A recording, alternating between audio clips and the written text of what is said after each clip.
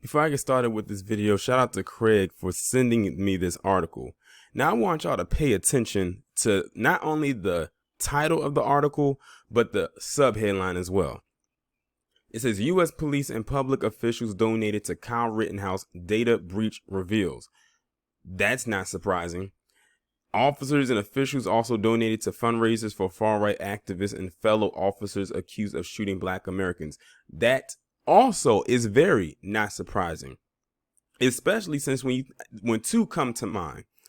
Darren Wilson, because that man literally became an overnight millionaire after what happened with Mike Brown, and then George Zimmerman, when he got the money that he received, well, whatever he has left of it, because he probably spent it all and it's probably dried up by now, of the money that he got after he murdered Trayvon Martin. So, and I'm sure that some of these agencies were some of the ones that were donating to their cause. And I bet you I'm going to go through this article and they're not going to mention anything about them actually having captured Kyle Rittenhouse. This pipsqueak has been literally MIA for the last, month to 2 months. And it's amazing they don't really talk about it anymore. But they know where he is. They know exactly where he is. Because they're probably the ones that are hiding him. A data breach at a Christian crowdfunding website has revealed that serving police officers and public officials have donated money to fundraisers for accused vigilante murderers, far-right activists, and fellow officers accused of shooting Black Americans. Now, pay attention to that. It didn't say Black people.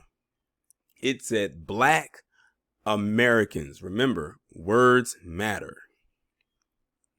In many of these cases, the donations were attached to their official email addresses, raising questions about the use of public resources in supporting such campaigns.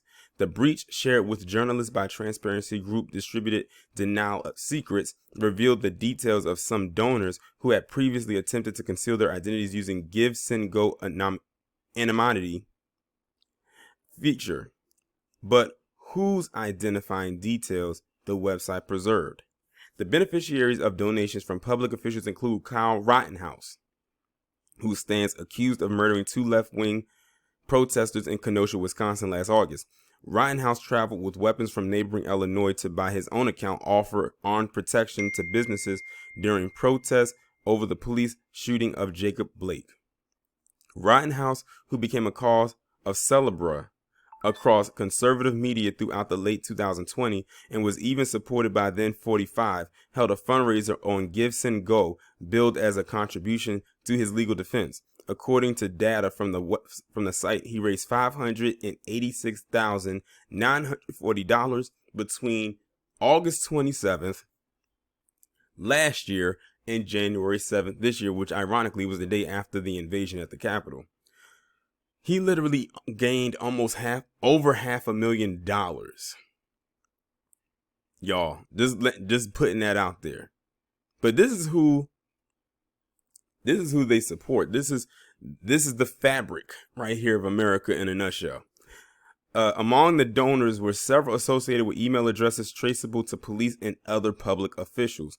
One donation for $25 made on September 3rd last year was made anonymously, but associated with the official email address for Sergeant William Kelly, who currently serves as the Executive Officer of Internal Affairs in the Norfolk Police Department in Virginia.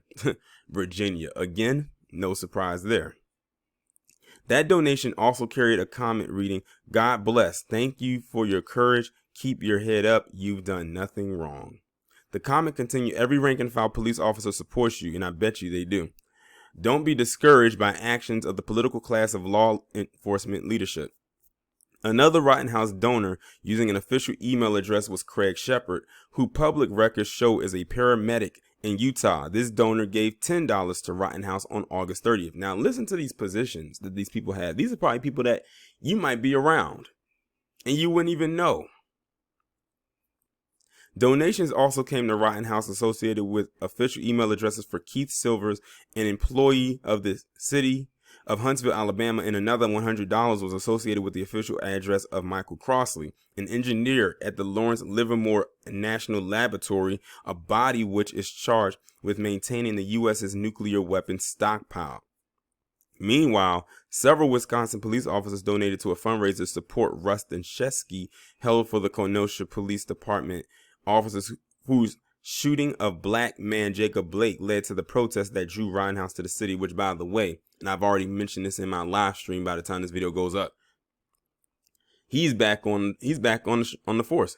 He got his shot back. Remember, he didn't get charged for anything. Nothing. For shooting this man 7 times in the back and paralyzing him for the rest of his life. He got charged with nothing. And he just returned back to work last week. 2 $20 donations to Shesky's fund were associated with email addresses of a pair of lieutenants in Green Bay, Wisconsin Police Department. One given under the name GBPD officer was tied to an address associated with Chad Ramos, a training lieutenant in the department. Another anonymous donation was associated with Keith A. Gehring, who was listed as a school resource officer lieutenant. Another donation to Shesky was associated with the official email address of Officer Pat Gaynor of the Pleasant Prairie, Wisconsin Police Department. Given under the screen name PPPD Motor 179, the donation also carried the comment "Stay strong, brother." Now look at this. They are commending and giving money to people who have, like they said, are involved with the shootings of black Americans. Now, this is not talking about Kyle Rittenhouse right now, but they're talking about like what happened with Jacob Blake and how they give money to people like that. So like they literally are paying people as a job well done after they lynch us, so to speak. But God forbid if we were to do the same for our own, and it wouldn't even have to be that extreme to what they did, then they'll have to try to find a way to either shut down the campaign or return the money to the donor before it gets to the recipient. About 32 more donations totaling more than $5,000 came to Shesky from private email addresses associated with Kenosha officers, but under badge numbers rather than names. More anonymous donations on the site came from city employees of Houston, Texas, who were objecting to the actions of the then police chief Art Acevedo, who fired 4 Houston police officers after they shot and killed a man, Nicholas Chavez, who was on his knees and in an apparent mental health crisis. One anonymous donation of $100 was associated with the official address of that city fire chief, Samuel Pena, who has himself faced recent employee revolts over cost cutting, but who has been publicly supportive of Acevedo, describing him in a tweet as a brother and partner in public safety in March when Acevedo announced that he would be taking up an appointment as Miami's chief of police. Another anonymous donation of $400 was attributed in site data to an email linked to Chris Anderson and carried the comment, "I think that Chief Acevedo is part of the unrecognized form of police corruption that Chris Anderson wrote about in his book, Hang in There, Guys." Anderson's book, The Sniper, Hunting a Serial Killer, A True Story, purports to tell the story of a hunt for a serial killer by Houston police at a time when the United States was experiencing a wave of civil discontent regarding the unwarranted shootings, either true or perceived, of black men by law enforcement, the Black Lives Matter era. In his Amazon bio, Anderson describes himself as a 39-year-old veteran of the Houston Police Department and as having worked in roles including homicide detective, supervising a SWAT team, and internal affairs.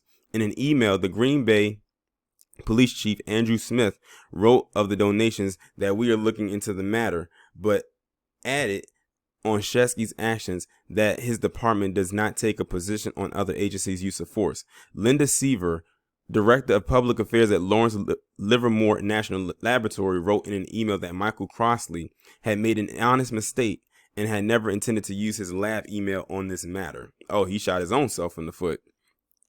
All other agencies and individuals who were included in the Guardian's reporting did not immediately respond to requests for comment.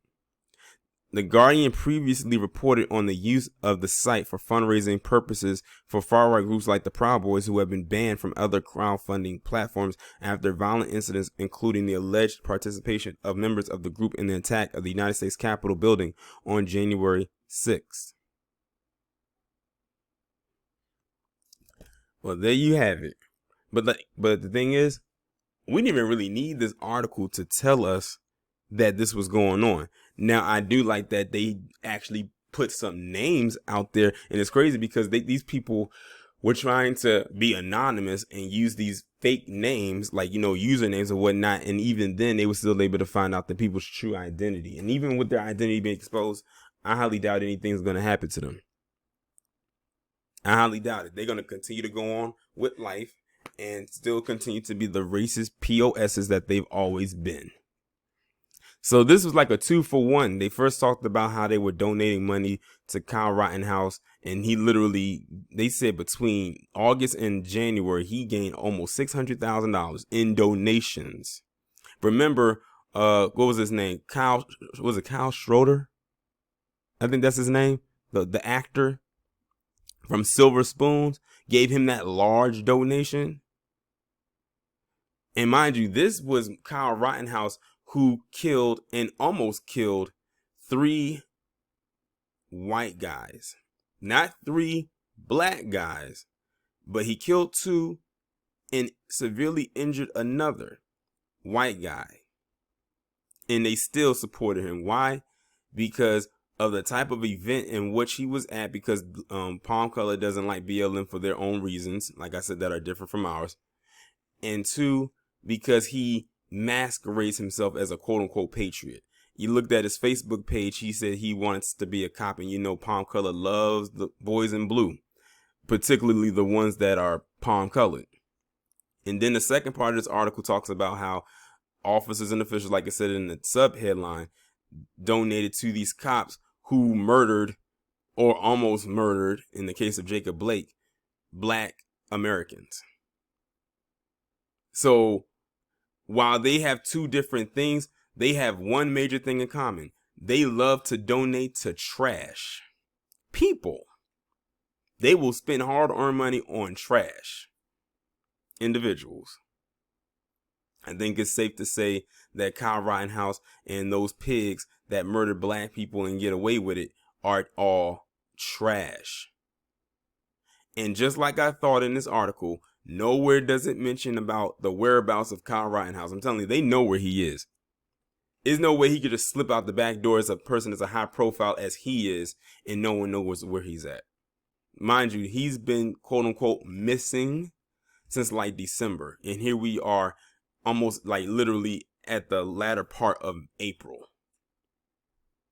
Y'all let me know what y'all think about this down in the comments. Like, share, subscribe. If you have not done so already, make sure you text the number that is pinned down in the comments below so you can receive notifications every time I upload a new video or go live.